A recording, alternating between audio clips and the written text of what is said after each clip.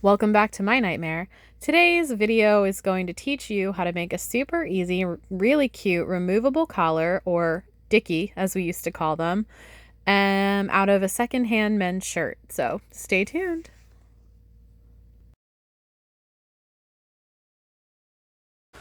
So here's the problem.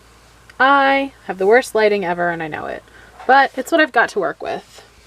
I had to listen to one of my relatives this week talk about how much they wish YouTube would just go under, and it was very kind of sour grapes because I know this person wants a YouTube channel and I know that they really want to have a YouTube career, but they won't start the channel. And so I just kind of was a little bit frustrated with them because it just sounded very like sour grapes. Like they had perceived themselves as unable to have a channel, thus they were really hoping YouTube just tanked, even though they watch it every day and they have several creators that they follow. So for me, I personally want to have a YouTube channel and I want to have a YouTube career and I want to share the knowledge that I have with you. If you hear water running, my mom is doing the dishes. If it's good knowledge, it's good knowledge. If it's not good knowledge, it's not good knowledge. But maybe you learn something and maybe we hang out together. Who knows, right? So here I am trying to teach you how to do something on YouTube. I know that I only have the resources that I have, okay? Like, this is all I've got. This is the best that I can do. I don't have great lighting. I don't have a great camera, but I'm trying. I'm out here and I am trying. And so that's my message for you today. Whatever you're in, whatever state you're in, whatever emotional state you're in, whatever trouble you have, just remember that the important thing is that you tried. People won't tell you that. People will not tell you that. But it's true. Like, it's absolutely true. I could sit and wallow and be bitter that I don't have the resources some people have. Or I can get up and I can work with the resources that I do have to do the thing that I want. Today, I'm struggling a little bit today because it's summer.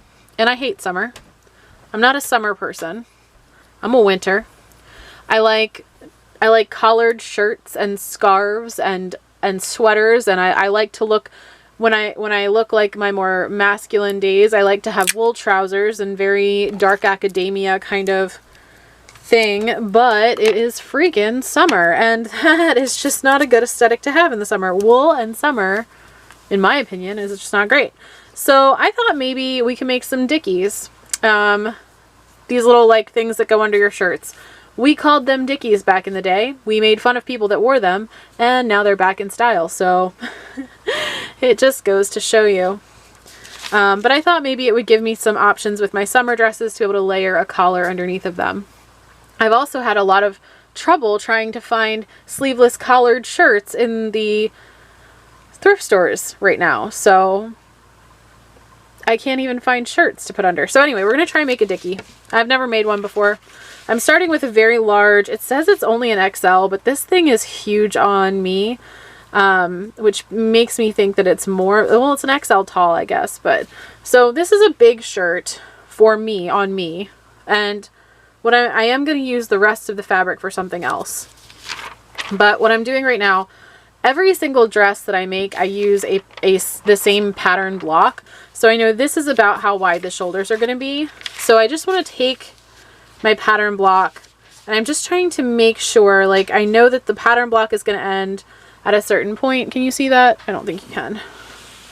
I know the pattern block is going to end at a certain point, so I kind of want to make sure that the Dickie itself maybe only goes to this far out, so that I know when I layer it under my shirt, so maybe we'll do 3 inches, let's do 2, let's do 3 and 2.5, 2.5. Let's do 3. So we'll do 3 inches because I know that when I put my shirt, put it underneath of the dress, that it'll be right, is essentially what I'm going. So we're marking 3 inches out from the neck. And it doesn't have to be perfect because it's going under your dresses or your shirts or whatever, your t-shirts, whatever you want to wear this thing under.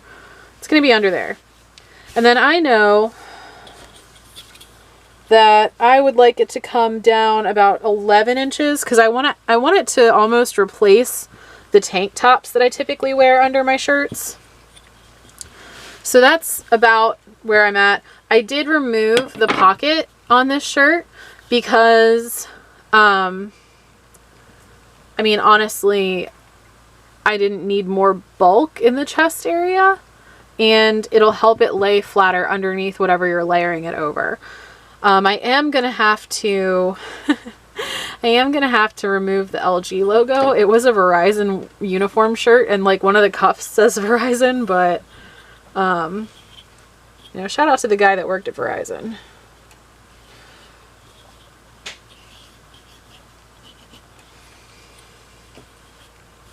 All right, and then I'm just kind of winging it.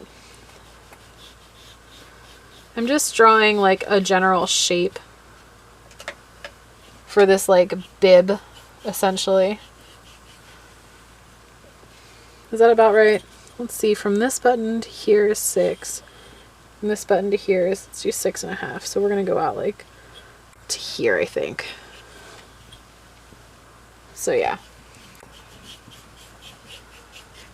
So that, okay?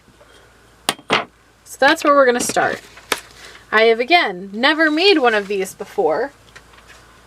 So we're learning together.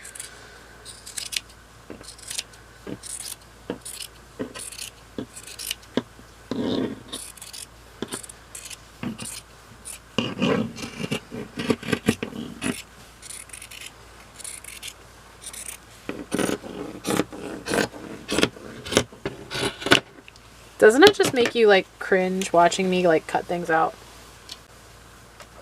Now typically I like to keep the pockets and use them on something else as like just an embellishment, but I feel like we could probably use this to patch where that LG logo is that I don't like. So we're gonna pop that guy out.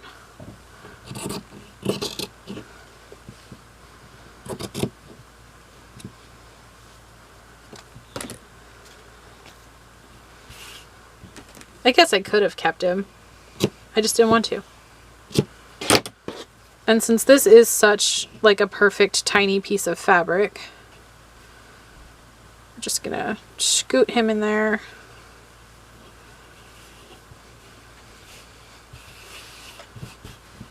Oop, just busted my head in the thing. I mean, not busted, but I hit it. And so what I did is I created a rectangle, and now I'm just clipping the corners just so I can fold that under.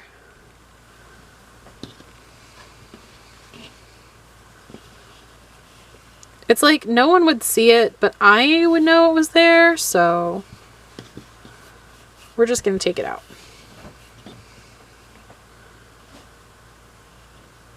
And do like a quick and dirty patch job.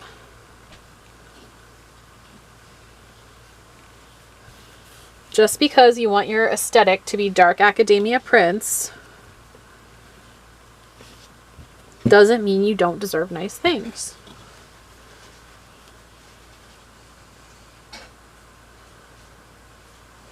I don't even know what that means. Like, I don't know what I just said. Now, this one I think will be okay, not needing a dart, but the problem is too, and I'm a little concerned, I'm worried I'm going to need a dart for this because I didn't like make a whole arm shape, so I think I'll be okay. It seems skinny enough. And you may want to remove this button and then baste right here, depending on where the buttons on your shirt have fallen.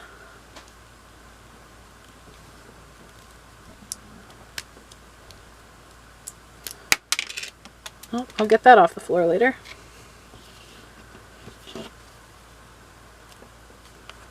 There we go. And now we are just going to baste that closed. I mean, I guess not baste. We're going to run like a stitch kind of up here a little so that it lays flat. I would go all the way up above this button, but because the way I'm going to finish it involves bias tape, I want to make sure that this button isn't going to be in the way of the sewing machine. So we have our applique here that I'm going to stitch down. And then there is a pleat on the back of this shirt. And so what we're going to do is we're going to baste that kind of into place as well, so that when we go through and we sew our bias tape edge, it doesn't move, essentially. Ouch. So for this Dickie, I don't know why they call it, that was like the worst name to call a thing. For this Dickie, what I would like to do is we're going to finish it with a bias tape, and I'm going to use the fabric we just cut off to make the bias tape, but so that it stays in place, I'm actually going to add ties to the side too, so you can adjust it, but it also won't wiggle around too much. You can just tie it on, it'll go under your outfit, it'll be cute. So, alright, so this is going to be probably the worst way you've ever seen anyone make a bias binding, because I'm honestly not very good at it. I'm not good at it. Like, I am world's worst bias binding person. But what I'm doing right now, I just want to harvest the buttons, because you never know when you might need some buttons. I like to make dolls, so I mean, might as well, right? Alright, so there's my buttons I got off. Okay, so when you want to do stuff on the bias, I know that there's some way of doing it. I don't know. But what I do is I tug, so like straight up and down, the shirt is not stretchy. Side to side, the shirt is kind of stretchy. The most stretchy it is this way. So like kind of at that 45-degree angle. I hope that's the right angle. I didn't pass math, so it's really hard for me to tell you. Man, I didn't pass math. I was so bad at math. It made me really happy when I heard Marcy Harrell say in her tutorial for her circle skirt that she also was bad at math. I was like, thank God. I thought it was just me. So I'm going to use my ruler, and I'm going to make several, oh man, I already messed up. I'm going to make several tracings of it because I am lazy, and this is the way that I do it. A ruler is just a little bit over an inch. They say it's an inch, but it's not. It's a little bit bigger. But we're going to come along on this angle. I'm going to say you'll probably need 3 or 4 of these.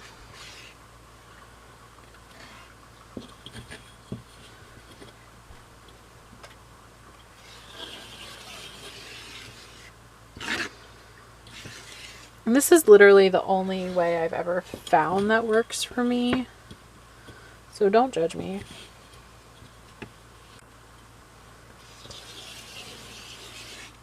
Because you have to remember, you need enough of these strips to go the whole way around your collar.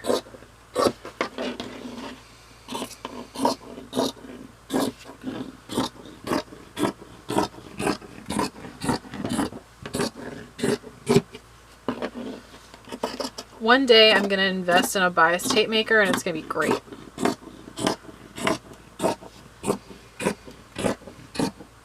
Oops. Already messed up. I swear I did used to cut hair. Like I used to, like, honestly, I have a fairly steady hand. I'm just frazzled today. So you're getting my crooked bias tape. I don't care.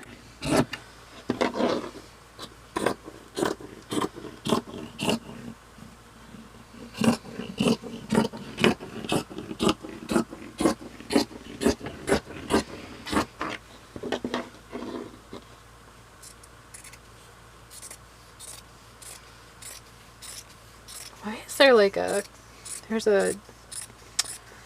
something wrong with my scissors.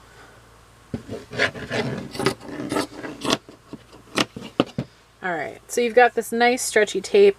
You want to sew them all together so they make one long stretchy tape, but you want to sew it so it's kind of straight. So kind of like make sure you're sewing the angles so that they're kind of, whatever. You can figure that part out yourself. Because I'm sure I'm going to tell you the wrong way to do it, so don't listen to me. But make one long stretchy tape, and then I'll meet you back here after I sew all that stuff together. And when we were sewing this, I completely forgot the ties, which are super important. They're how you're going to get the thing to stay where it needs to stay. So we're going to use our ruler again. These are not going to be visible. They're going to be quite short. So I honestly think I can just take, and it doesn't have to be on the bias. These are not the same as the bias tape, because the bias tape is going to serve a purpose it needs to be stretchy for. So these are just ties. And honestly, again, I'm kind of just winging it.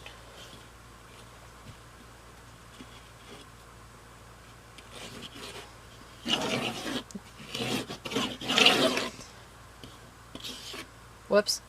I swear, like somewhere, some little old lady, like someone that's been sewing since like the Great Depression, is watching this video going, oh my god, what are you doing? Like, I would get kicked off of Sewing Bee so fast.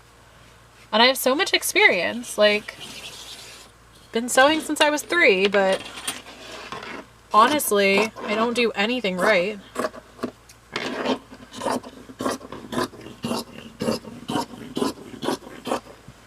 Oh, remember when I was complaining about what was wrong with my scissors? I figured it out. I was using the broken scissors.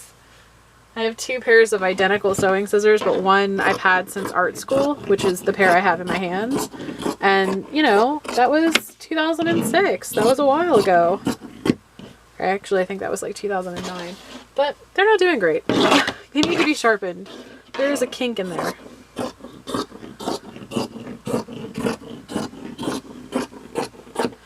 So these are going to be different than the bias binding. We're going to use all 4 strips. We're going to sew along this edge here, but then we're going to turn them inside out so we just have some long skinny tubes. And that is essentially going to be how we finish off the strings for these guys here. When I come back, these will be strings and you'll see. I'm having a snack. So anyway, here's how the patch job turned out on the Dickie.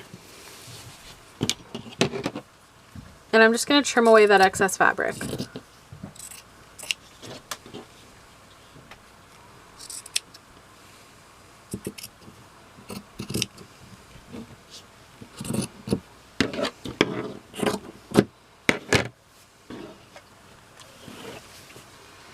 I'm having a snack because I've been filming all day.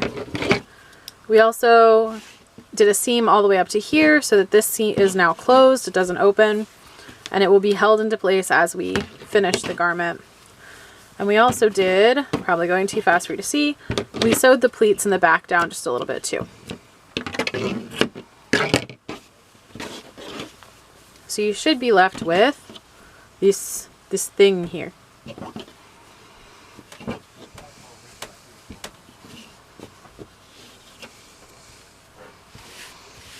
Cute, right? I do worry about the shoulders not being quite long enough to go under by themselves, but here's hoping. Now, a good seamster would, when they sewed their bias tape together, you see it's nice and stretchy, would have pressed this open so that all of their seams are flat. But this is the first one I'm doing, and I'm doing it for a tutorial, so I don't really care because I don't know if it's gonna work. So I'm kind of just letting it do its thing. Also, I'm just having one of those days. I'm not ironing anything today. It's hot. So the thing that you want to do, here's what, I'm just going to explain it and then I'm going to do it. So you won't get to see the whole process, but you'll get the idea. So what we're going to do is we're going to run a stitch along here, and you want to make sure you're pulling the bias tape as you stitch. And we're gonna stitch the whole thing, like we're stitching this whole piece around the entire thing. And you want to make sure, sorry, that it's right sides together, because the way I just had it was not right sides together. So just stitch along, stretching as you go, this whole thing, right? And once this is stitched on, we're just going to fold it under, and then fold it again. So basically like that. You're just going to be enclosing this together. It's a simple straight stitch. I really don't think that you need me to show you how to do it. And it's just finishing off this part. As we are stitching these little tubey wormy things, right? These are the straps that we made. And again, in a more perfect world with a person that has more energy than I have, I would have ironed them, but I didn't. And I didn't film the process of stitching them and turning them inside out, but there are a lot of, like, search how to sew a tube, and I'm sure you'll find someone that has already explained it. Like, honestly, I'm bad at explaining that stuff. So I want to go probably, I will measure this though. I want to go kind of like up to about where the, just under that. So like if that is, that's probably about 5 inches up. So we're going to go about 5 inches up. Yeah, that's about right. And we are going to pin these there so that the ties are kind of in the same place. So